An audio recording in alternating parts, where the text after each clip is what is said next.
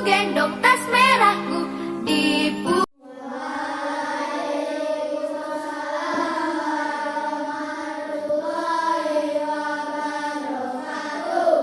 Apa kabarnya hari ini? Alhamdulillah luar biasa, Allahu Akbar. Berarti kabarnya ini luar biasa ya. Nah, hari ini kelas 3 mungkin lihat ada kakak kelasnya ya. Di sini ada kakak kelasnya kelas 5. Mungkin kalian nanya, kenapa kelas 5 masuk kelas kita? Di sini karena ada halangan wali kelasnya yaitu Ibu Marsiti, lagi ada Bintek. Jadi kelas 5 Ibu masukkan ke kelas 3 untuk sementara. Jadi ini dinamakan kelas rangkap. Nah, untuk memulai kegiatan hari ini Ibu ada perjanjian dulu ya. Karena di sini ada 2 kelas, ada kelas 3 di sebelah kiri Ibu dan kelas 5 di sebelah kanan Ibu. Ibu harapkan perjanjiannya yang pertama jangan ribut, tetap kondusif. Kalau Ibu memberikan pelajaran ke kelas 3, kelas 5 diam terlebih dahulu. Begitupun sebaliknya. Nah, hari ini Ibu tanya dulu, Ibu absen dulu ya. Untuk absen hari ini kelas 3 kita membahas yang kemarin ya. Yang kemarin pembelajaran kemarin tentang ciri-ciri makhluk hidup. Nah, ciri-ciri makhluk hidup itu yang salah satunya yaitu berkembang biak. Kalau Ibu absen misalnya Hafiz Al-Faruzi, tikus Bu berapa? Ayo. Hah? Bertelur atau melahirkan? Nah, misalnya lagi pelita, ikan bertelur Bu, paham ya? Sekarang Ibu absen dulu. Luki, Ikan Bu, ikan apa? melahirkan. Ikan melahirkan. Aisyah, Tikus, tikus kenapa ini tikus itu? Melahirkan. Arya, kelinci Bu, kelinci apa? melahirkan. Iya. Dawia, ayam bertelur. Faiz Al-Faruzi, Kambing melahirkan. iya. Delvin, bebek apa bebek? Iya. Berarti hari ini kelas 3 masuk semua ya. Kelas 5 siapa yang tidak masuk? Olip. Kenapa Olip? Oh, latihan ini ya, lomba KBSN. Kita doakan ya, semoga latihannya berjalan dengan lancar dan dapat mewakili Provinsi Sumatera Selatan ya untuk ke jenjang berikutnya. Oke, sebelum Ibu memulai pelajaran hari ini, kita tepuk 1 sampai 5 dulu. Masih ingat kelas 3? Bilang tepuk 1 berarti? Kelas 5 bisa? Menyesuaikan ya, karena sudah kelas sudah tingkat. Kalau Ibu tepuk 1 berarti? Kalau tepuk 2 berarti 2 kali. Tepuk 3 berarti 3 kali, 4 dan seterusnya. Oke, siap? Tepuk 1, tepuk 2, tepuk 3, tepuk 4, tepuk 5. Oke, berarti sudah siap belajar. Nah, Ibu ke kelas 5 terlebih dahulu. Kelas 5 buka halaman 3. Di sana ada ayo membaca organ gerak manusia dan hewan. Kalian baca terlebih dahulu. Bacanya di dalam hati. Pahami betul-betul. Setelah baca Ibu kembali lagi. Ibu ke kelas 3 terlebih dahulu. Paham ya?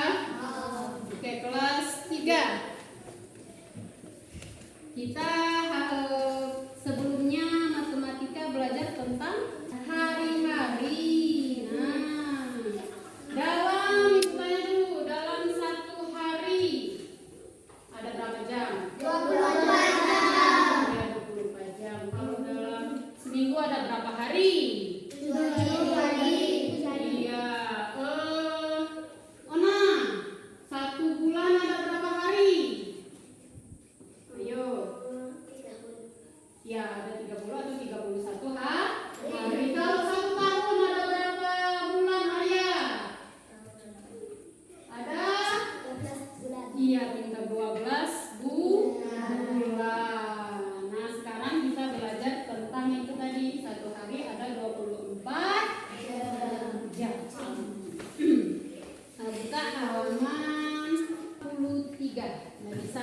ada ayo mengamati.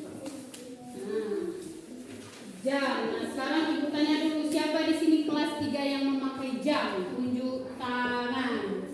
Nah, ada 3 ya. Ada Delvin, Ona, sama Anugrah. Nah, sekarang yang Dawia, ayo lihatin dulu jamnya.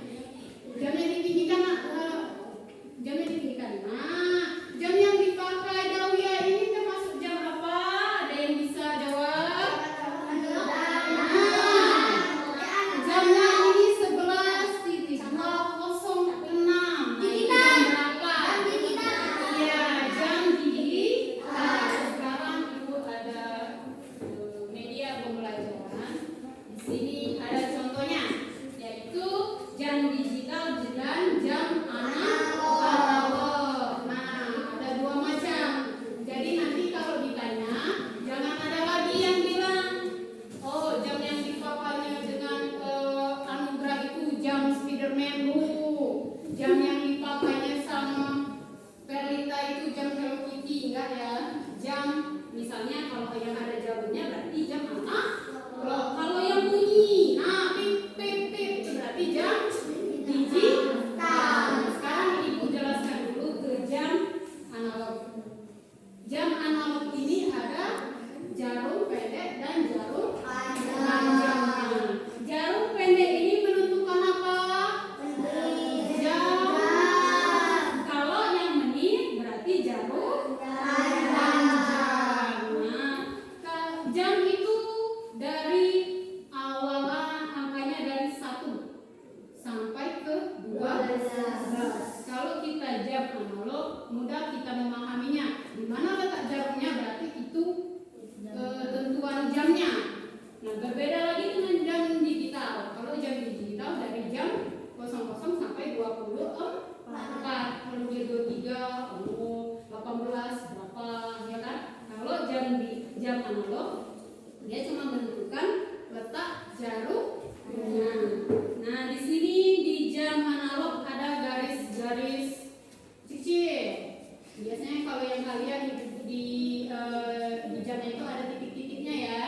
Nah, di sana menentukan menit. Nah, dari yang pertama 1, 2, 3, 4, 5 sampai ke seterusnya ada berapa? 60. Iya, ada 60 menit. Nah, kalau misalnya contohkan ya yang pertama ya. Nah, ini jam berapa? Ayo habis, jam berapa? Ayo. Setengah 1 apa? Setengah 1 pas. Setengah 1 pas. Setengah 1 pas. Nah, kalau yang itu masih bingung yang lain ya. Nah, cara menentukannya itu begini. Kalau dia di 30 berarti dengan dia setengah. Nggak usah bilang pas, setengah aja. Terus kalau dia di jarum panjangnya ke angka 12 berarti tepat. Paham ya? Jangan ada lagi yang bilang, oh ini Bu, jarum panjangnya ke angka 6, jarum pendeknya ke angka 1. Jangan ya. Atau kalian hitung berapa per menitnya. Kayak yang tadi gini, oh jam 1.30. Nah, sekarang ada yang ditanyakan di jam analog? Paham? Coba ibu contohkan ini jam berapa? Nah, Jam bisa. 12. Bisa. 12 pas atau tepat. Nah, sekarang kita ke jam digital. Nah, siapa yang punya jam digital tadi? Siapa? Dawia sekarang jam berapa? Jam berapa Arya? Kuat. Jam 11:10. Nah, jam 11 lewat 10. Berarti Dawia sudah bisa walaupun pakai jam kan. Nah, kalau jam digital itu mudah. Oh, jam 13.00. Jam 13.50. Tinggal sebutkan aja walaupun kalian belum paham dengan letak di mana dia, ya kan? Yang paling mudah itu memang untuk kalian itu di jam digital, tinggal sebutkan saja. Kalau kita ke jam analog kita menghitung dulu kan, di mana letak menitnya, di mana letak jarum pendek, jarum panjangnya. Paham ya? Sekarang yang dicontoh.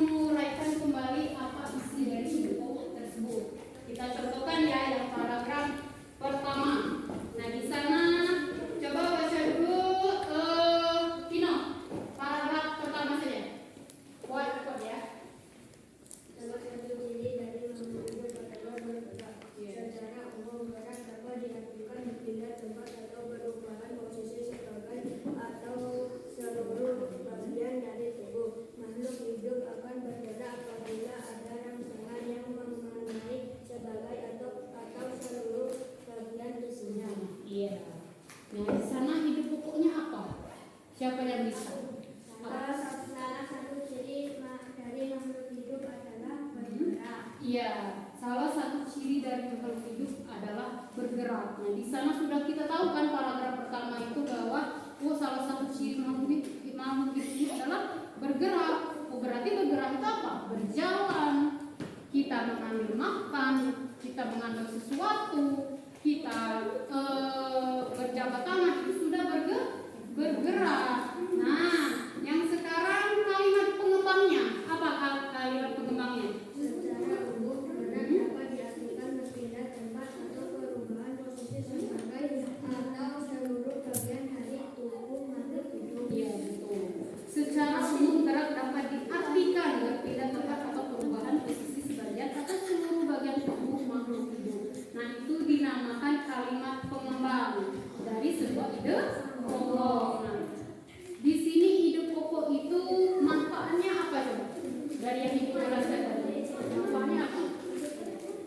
Untuk memudahkan pembaca memahami isi bacaan. Nah, cara menentukan ide pokok yaitu baca keseluruhannya, pahami, terus diperhatikan baik-baik yang mana inti dari sebuah ide pokok dalam suatu paragraf. Nah, ide pokok ini biasanya terletak di awal, di tengah maupun di akhir sebuah paragraf. Tapi biasanya dia di awal paragraf.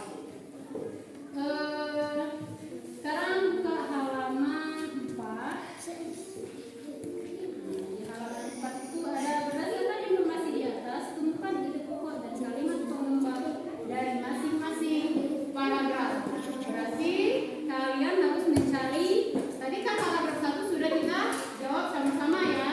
Berarti cari paragraf kedua, 3, 4, dan 5. Cari ide pokoknya dan kalimat pengembang. Paham? 3 sudah selesai? Sudah.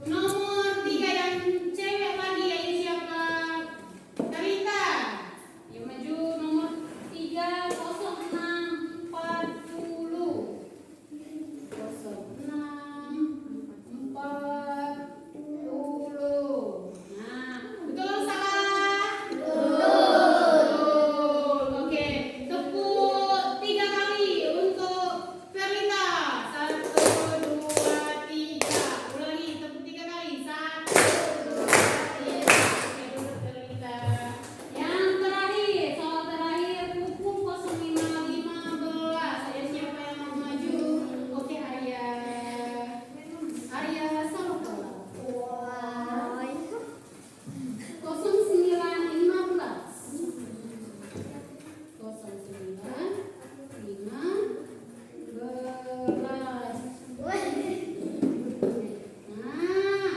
betul salah. 0915. Jarum pendeknya di angka 9, jarum panjangnya di angka 3 atau 15. Oke, tepuk banyak untuk Arya.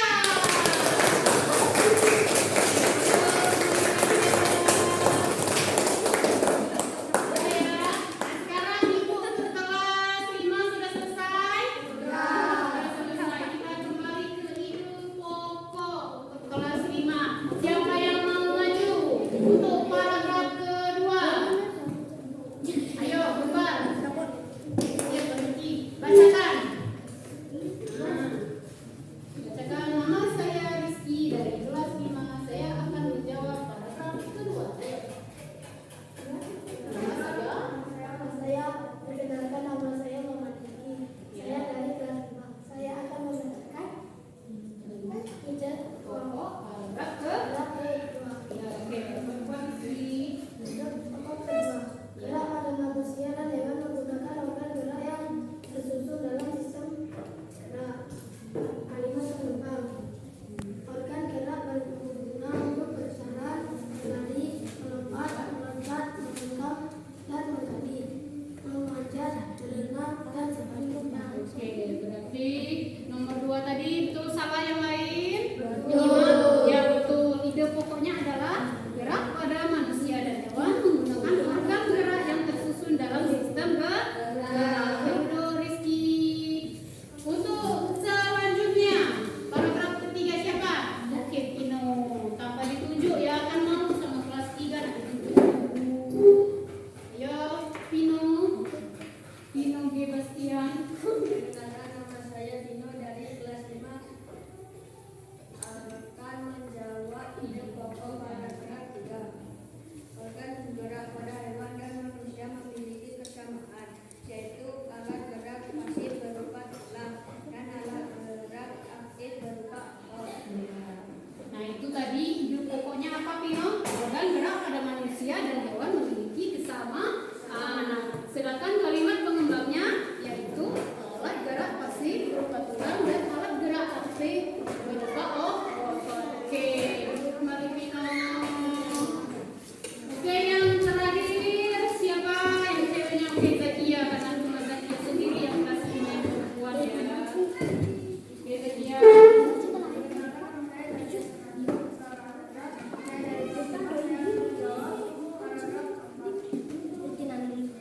Tulang disebut alat gerak pasif karena tulang tidak dapat bergerak sendirinya. Tanpa adanya alat gerak pasif yang memengaruhi tulang, maka tulang-tulang pada manusia dan hewan akan jauh tidak bisa membentuk alat pergerakan yang sesungguhnya. Iya. Kalimat pengembangnya tadi apa? Ulangi, Zakia.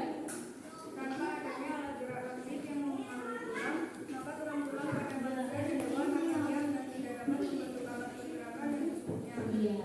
Sedangkan yang tadi ide pokoknya tulang disebut alat gerak pasif karena tulang tidak dapat bergerak dengan sendirinya. Oke, Kia duduk kembali. Terima kasih. Baiklah, anak-anak kelas 3 dan kelas 5. Hari ini siapa yang dapat menyimpulkan pelajaran